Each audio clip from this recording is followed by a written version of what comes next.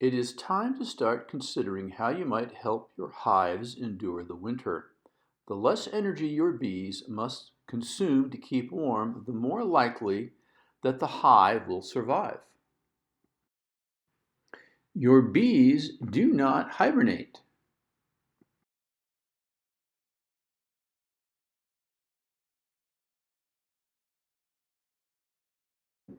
Honey is their energy source.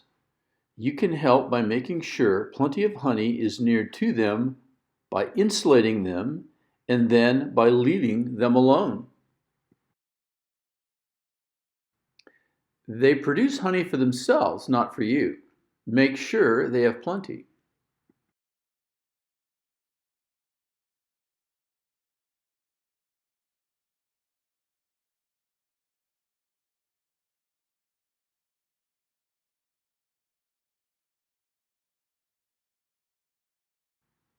Ted will show how to use a store-bought or homemade insulated top.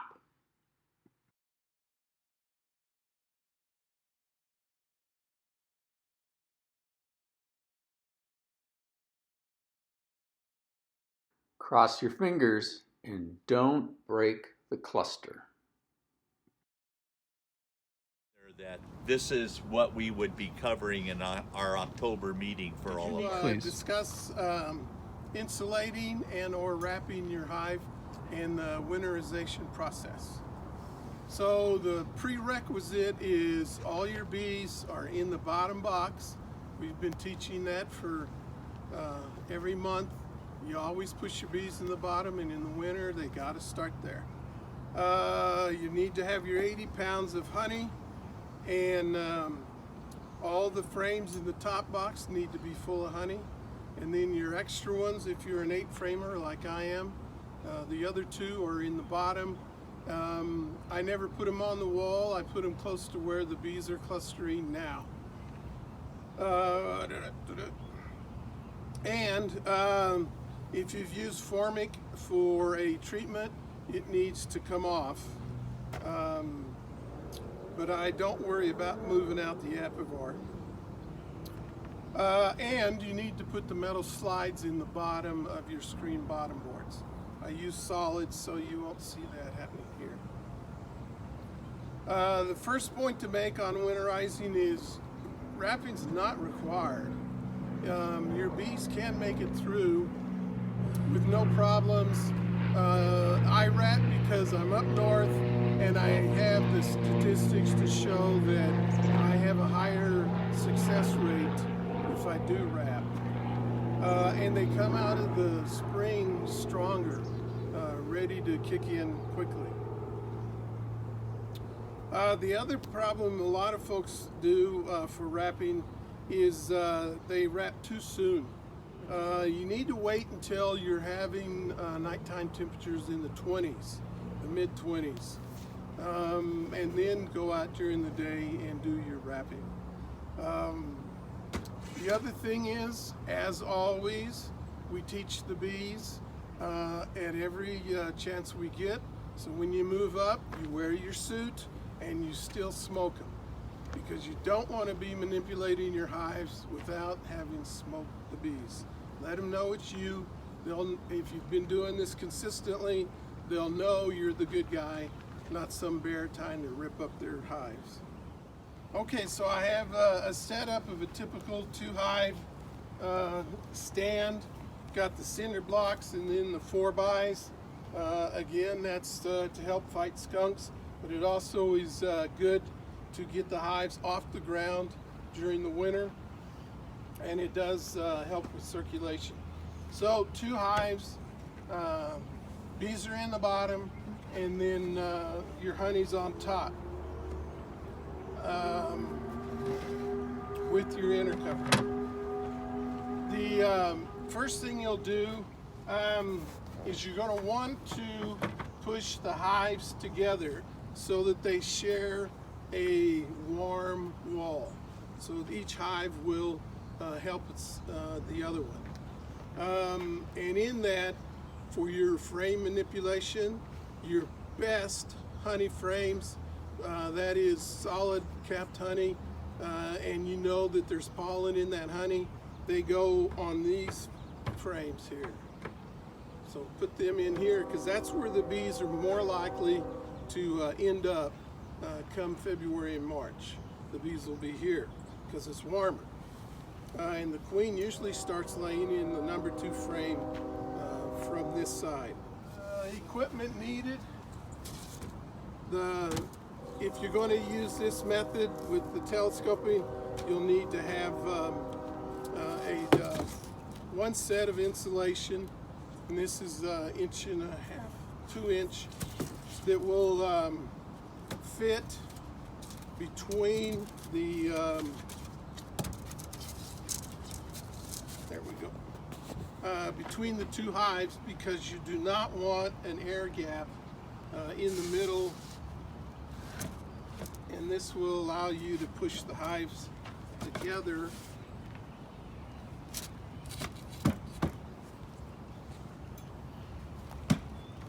which maximizes that air wall. Okay. And the other piece for most folks will be the sheet to go on top. As with all insulation, you put the aluminum foil side towards whatever you want the heat to be. So this goes towards the bees. So that's the basic. Then we would wrap it with plastic. Before we do that, I want to get into alternatives to this method.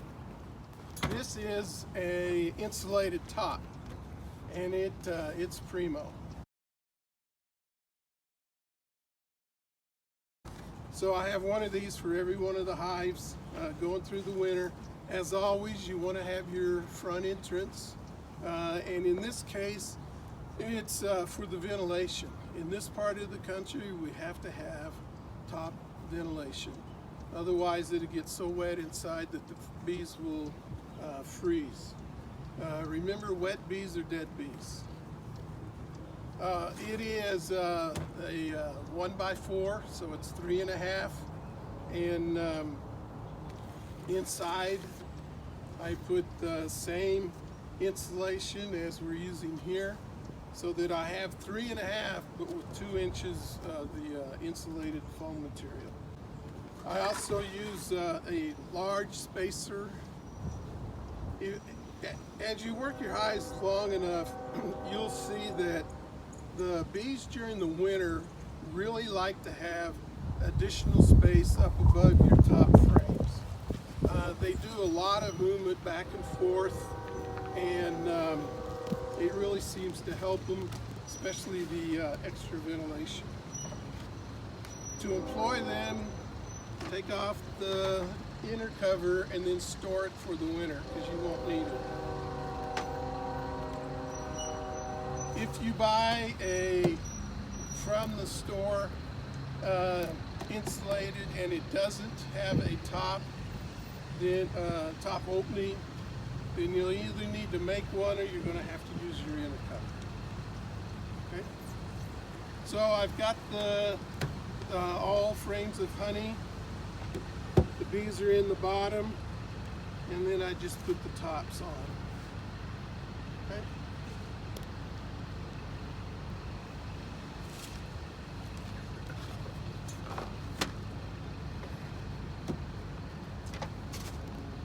This is cut so that it's like that.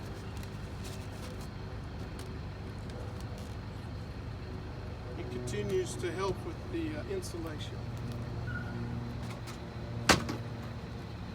In addition, you can add shims yourself if you're building your own. I increase the size of the shims from your normal 1/4 to 3/8 up to 3/4.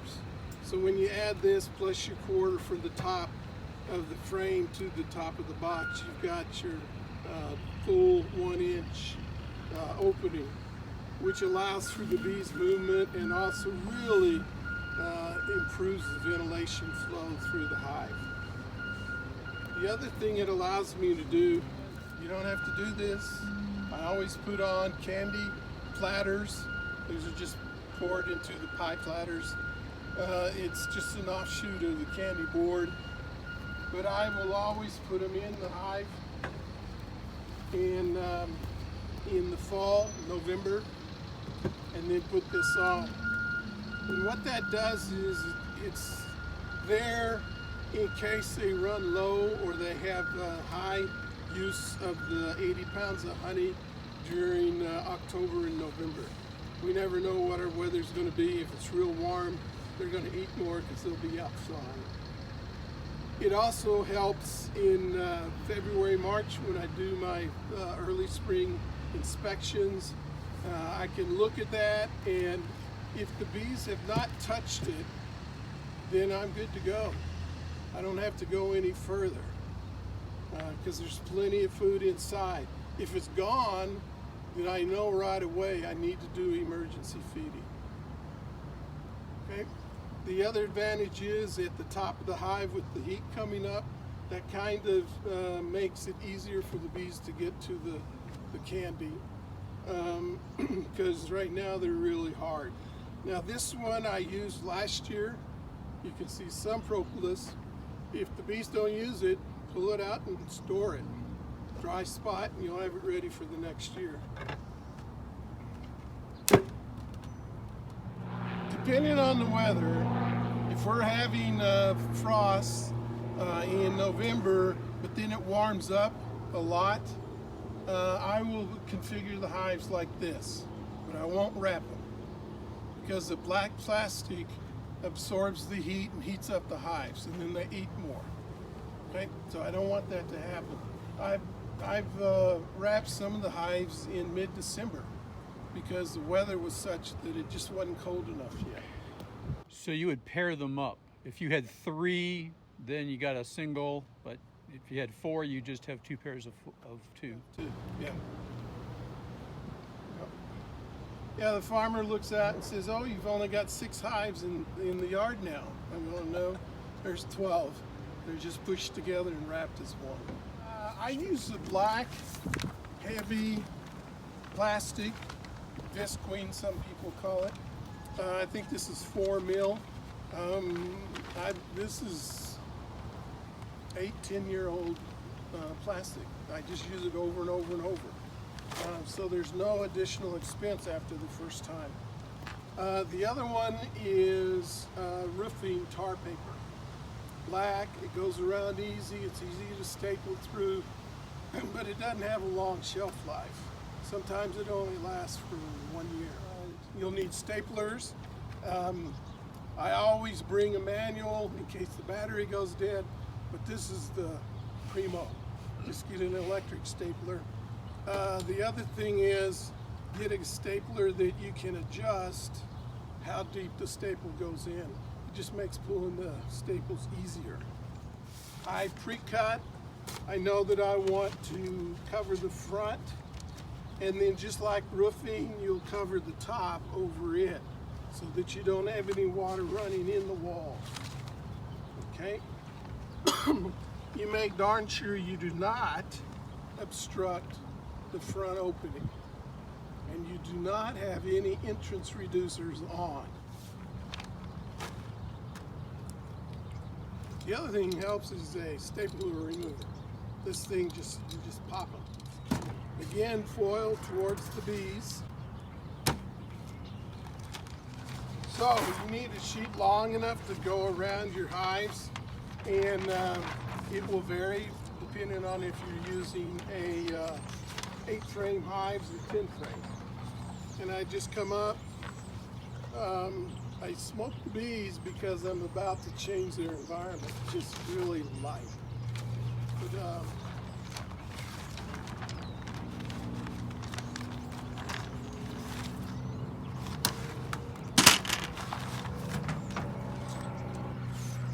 then I'll start in the back, and I always staple to the cleats.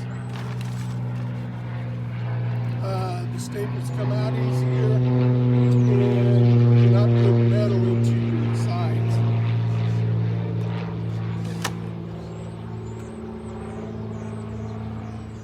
got one in the back. I then come forward and I make sure not to cover the top entrance. And this is where the exception of where I'll put them right there, because I don't want the bees tend to get down inside. But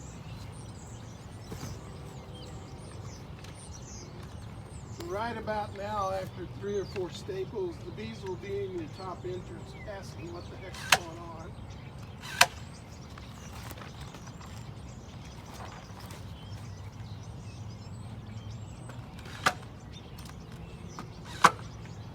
So that's 6 or 7 staples for that.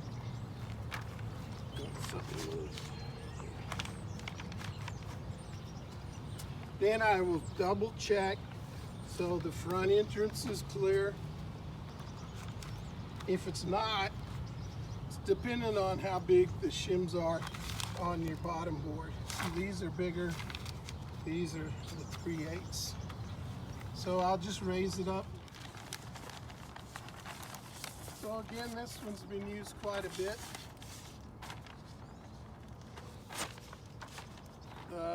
The holes are in the sides and not in the top, so I won't have water leaking in from the top.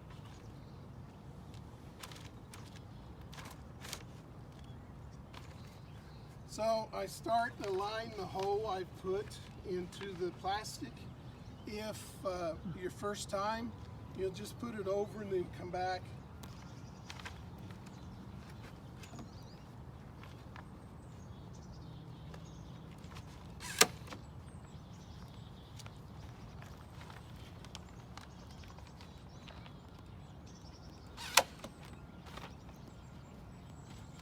Okay, and then you're just going to pull it tight.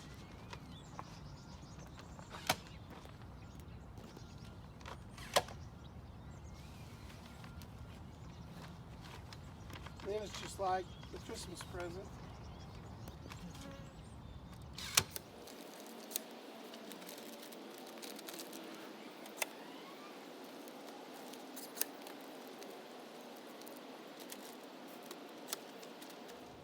And that's about it.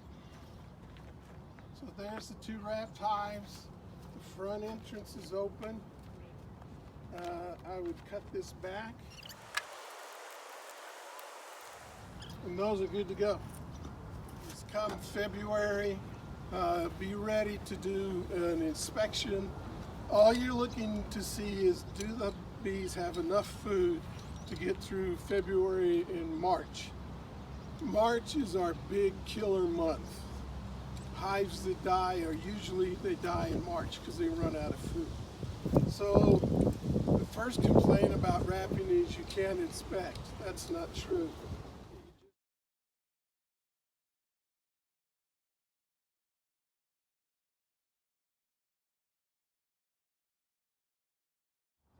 And then I can smoke in through here and open it up and check to see, always open them so that it's not, you don't open them this way because then the bees come right at you. You open them up this way or from the back is the best. And check and just count frames of honey where the bees are at, and have they eaten honey platter. There's enough room in this hive so I can put on 3 platters. And so, you know, judgment, I'll either leave it or I'll start adding platters that I've had pre-made up. And then you quickly close it up.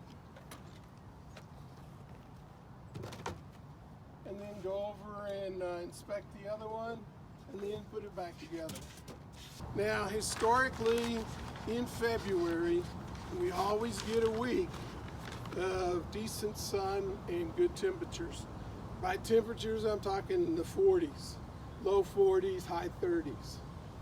That's fine. I've inspected them at 10 degrees. Okay, as long as it's sunny outside, and you do it as soon as the sun comes out, 10, 11, 12 o'clock, and then close it back up, and then the sun especially on the black plastic, will help the bees rewarm the hive. This is February is also you inspect. If they're in deep trouble, that's where your honey bank frames are the best. When I have those, I'll use them instead of the platters. The platters are an emergency. The honey frames are just feeding your bees, feeding their food back. When you're inspecting in February, you'll see the cluster. They almost always move up. If they haven't, then you're in good shape because there's plenty of honey above them. If you're going to add your honey bank frame, pull out a frame. I usually pull out a frame on the side and then move the other ones that way. But you never pull a frame outside of the cluster, right? You pull the one, you get an empty area beside the cluster, and that's where you put your honey frame. And the video when we post it,